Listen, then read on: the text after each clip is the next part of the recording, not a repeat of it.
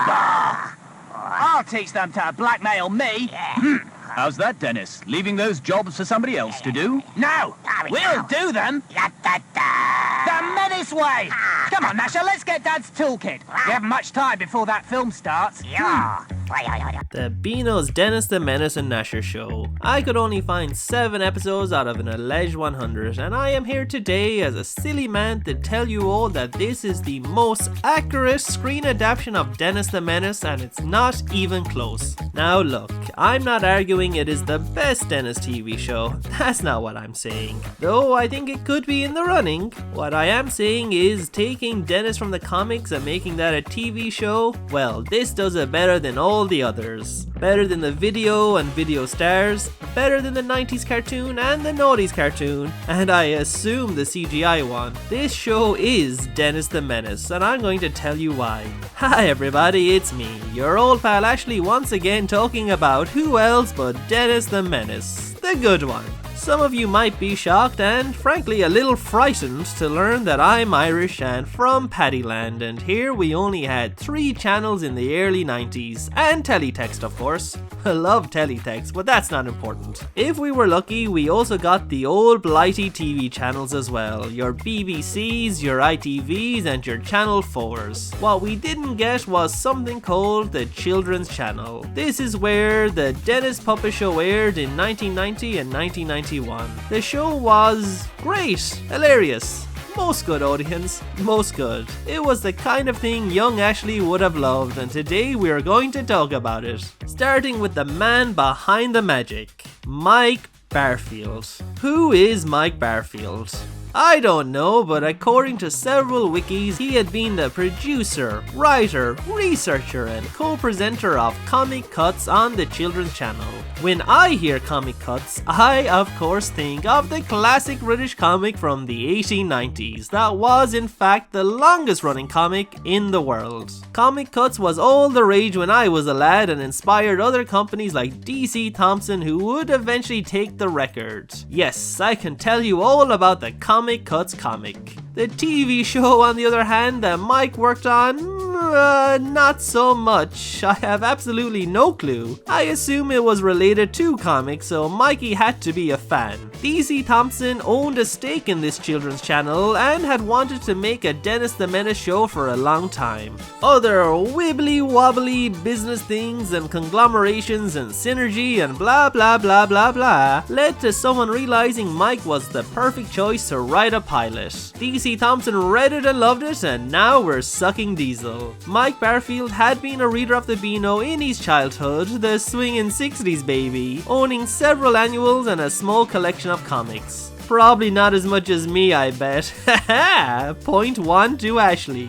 Naturally though, as he turned 13, he, like all of us do when we turn 13, lost complete interest in our once beloved comics. We only hope our moms don't throw away or burn them while we wait for our late 20s nostalgia to hit. When Mike became involved with the series, DC Thompson provided him with additional issues so he could familiarize himself with Dennis's later stories. Mikey Boy would then go on to write all 100 episodes of the series, with one episode co-written alongside director and producer Bob Harvey. The program was structured around story segments written by Barfield interspersed with Dennis link shows set in Dennis's den, where Dennis and Gnasher read viewers' letters before introducing other content on the children's channel. These link shows are considered lost media, however, but you never know. Maybe they will pop up again one day. The show also had a punk-influenced theme tune composed by Jean Duprez, which is neat.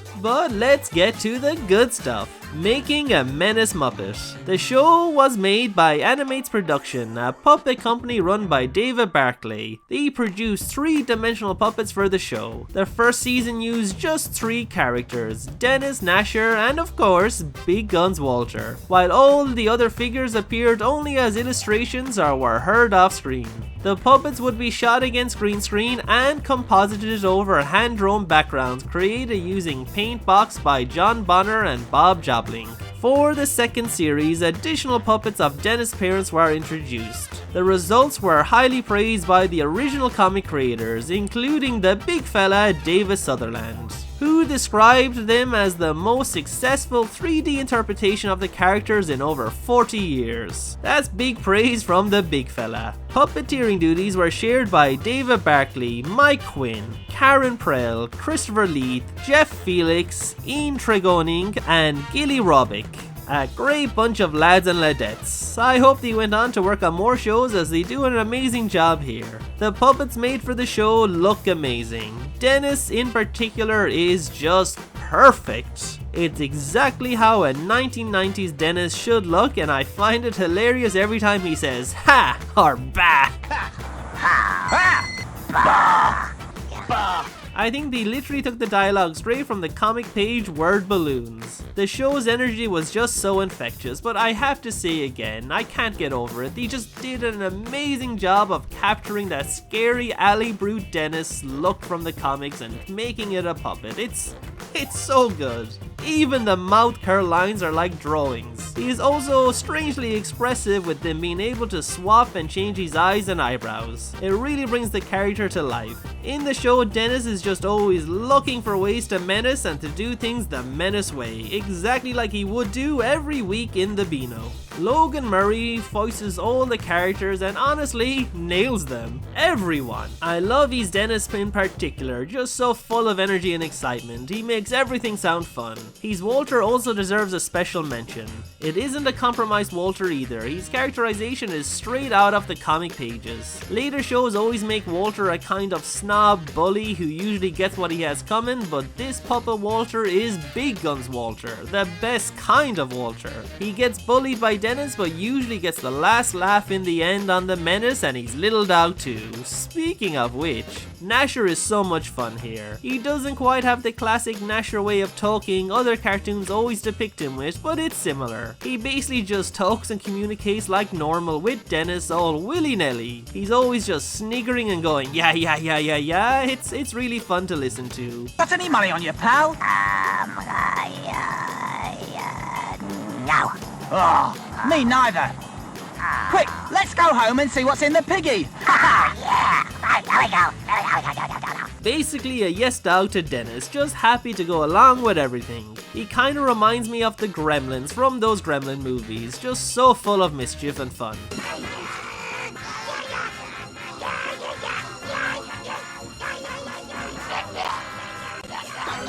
He does these fun anthropomorphic things like setting up ladders to climb into Dennis's room and sneaking into the class. His puppet is also really well designed and is the right amount of rat dog. It's not too crazy like some of those video stars depictions. This is how Gnasher should look.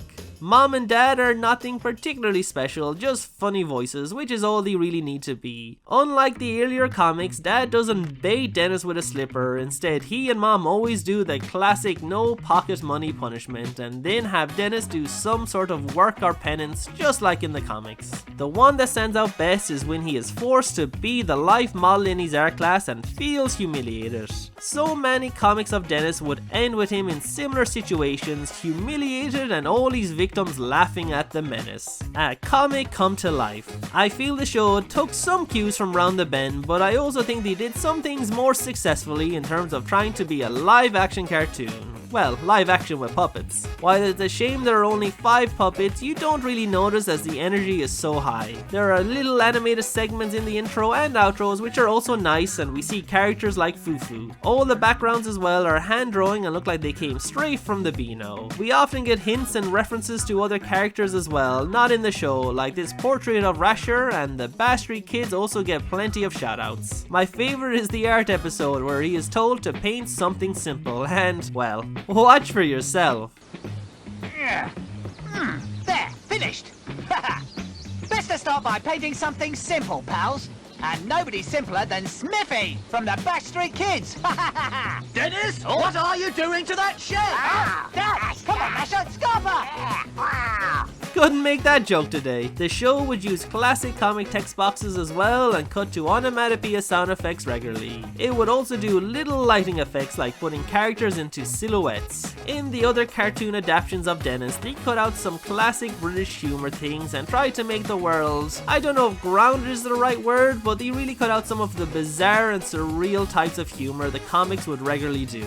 Not this show though, not today buddies. For example, in one episode, Dennis wants to menace people at the seaside, but someone has raised the menace warning flag, warning people to hide so poor Dennis has no one to assault. Later, once he gets locked in a castle, they take the flag down and raise another saying it was a Softy safe zone. These kind of jokes are right from the pages of the Beano, and not just in Dennis comics, they would appear in all others like the Bash Street Kids and Minnie the Minx. Softy Bashing.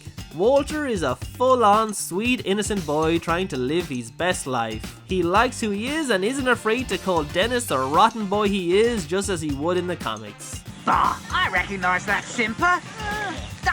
Walter, what are you doing in that tree? You nasty rough boy, Dennis.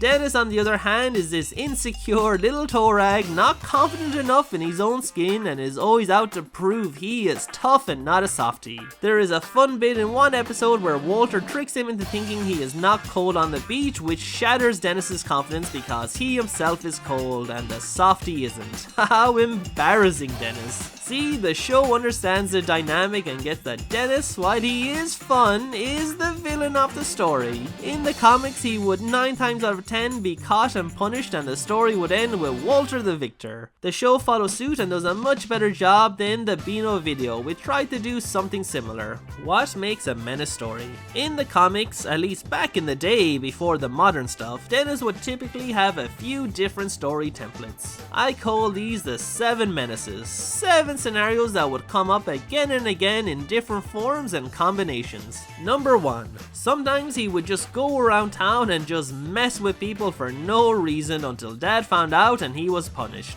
Often these punishments tied into something he had done and Dennis would be forced to replace it. This is your most basic of basic Dennis plots. Number 2. He would be forced to do something he doesn't want to and would find a way to do it the menace way and ruin it for everyone before Dad or anyone else could stop him. Naturally, these usually ended in him again receiving some kind of punishment. Number 3. One of the most common ones, I think. He would sometimes find a device, a costume, a book, some sort of MacGuffin, and would use it to terrorize as many people as he could until it either backfired on him or his dad would sort him out. Number 4. Walter the Softy would be interested in something and Dennis would try to ruin it or try to outdo him in it by cheating. Number 5. He would want or need something, so he would have to do something for his parents or someone else, and of course would have to do it the menace way. Often these type of stories would end in Dennis getting what he wanted just to stop him from helping again. A reward for incompetency. Number 6. Playing rough. A lot of stories would have Dennis play some sort of game or sport, and naturally he would play rough. Then, as is tradition in a Dennis story, it usually ended very poorly for him and he had to pay some sort of price for his poor sportsmanship. And finally, number 7. He would try to get out of something by lying and the lie would always backfire on him or something would happen, so while the lie would work, it would leave him trapped. There would be other types of stories, of course, like the squirrels who mugged him off or the famous Gnasher storyline, but these 7 would be the main ones we would get regularly again and again in the Beano, and the show does variations on all of them. Keep in mind I could only find 7 episodes on the internet and there was apparently 100, so I imagine they did every possible variation they could. Other things key to Dennis and most British comics were telling bad jokes or puns, and the show is full of them. Freedom! Dennis, what are you doing? What? Teacher? Well, no more painting for me. Time to varnish.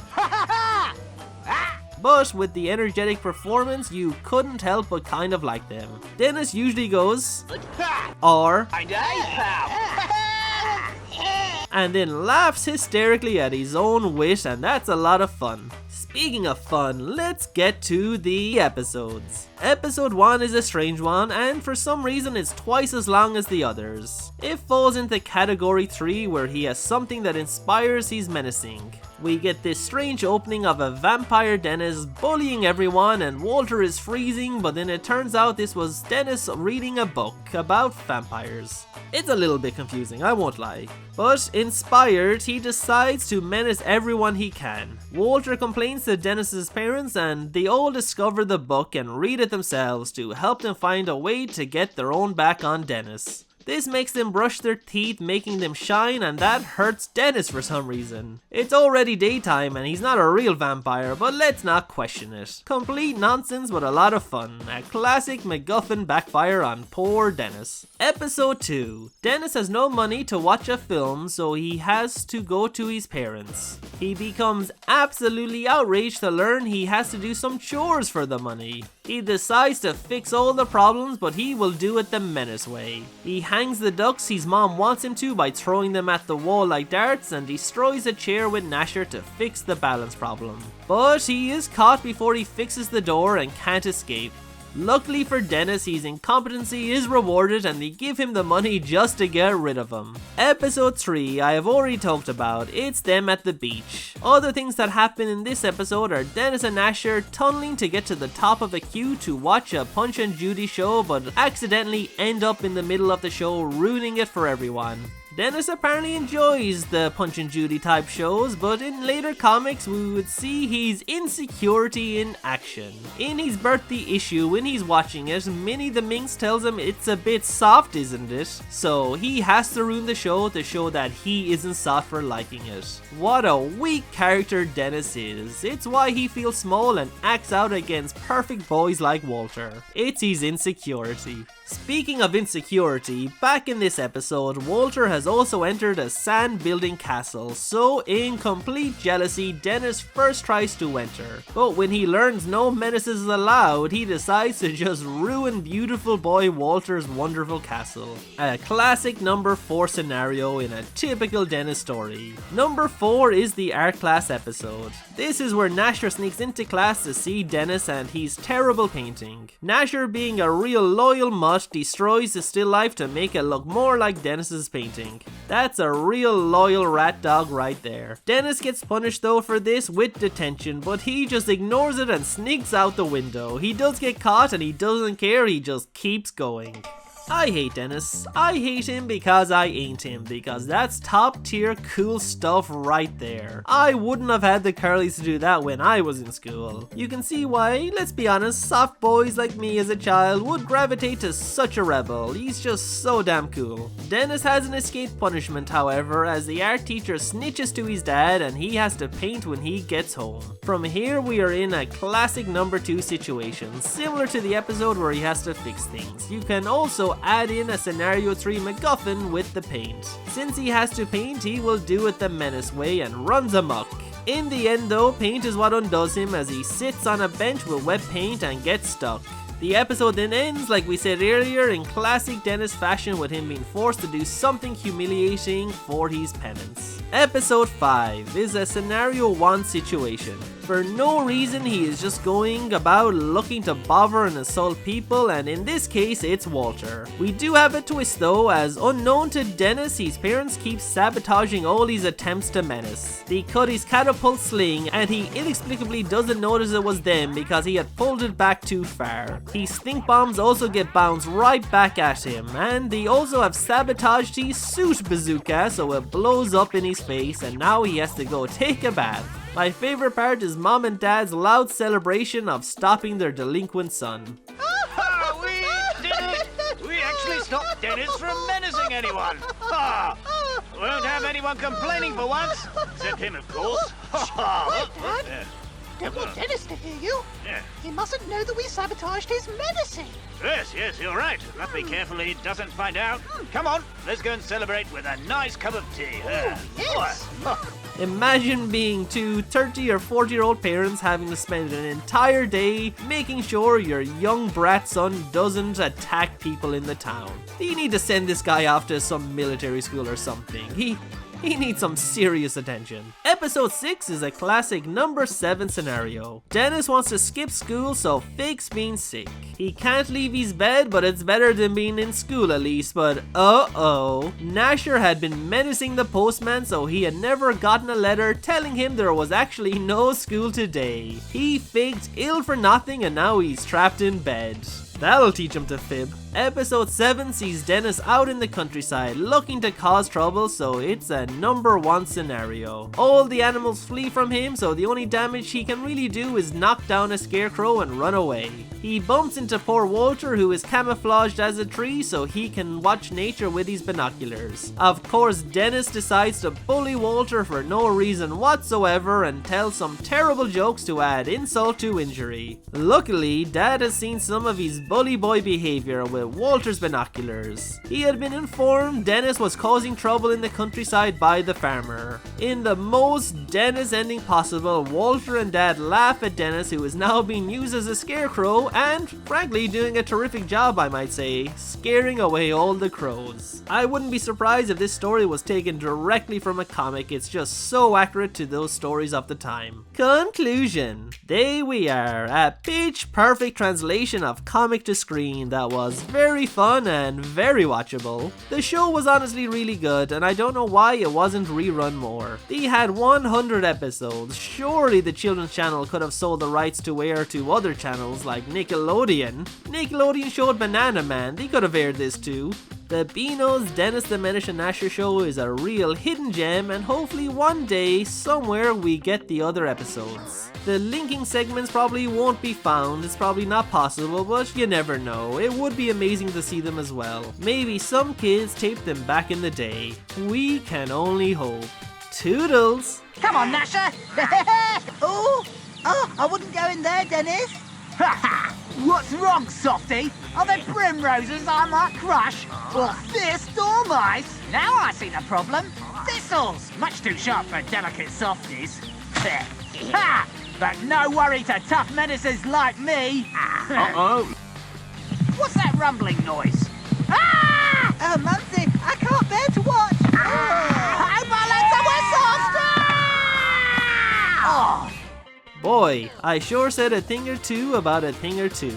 And if you enjoyed that thing or two, remember to like and subscribe. This was a video for reaching 2,000 subscribers, and I will be doing another video or two for the occasion, so make sure to stick around and not miss them.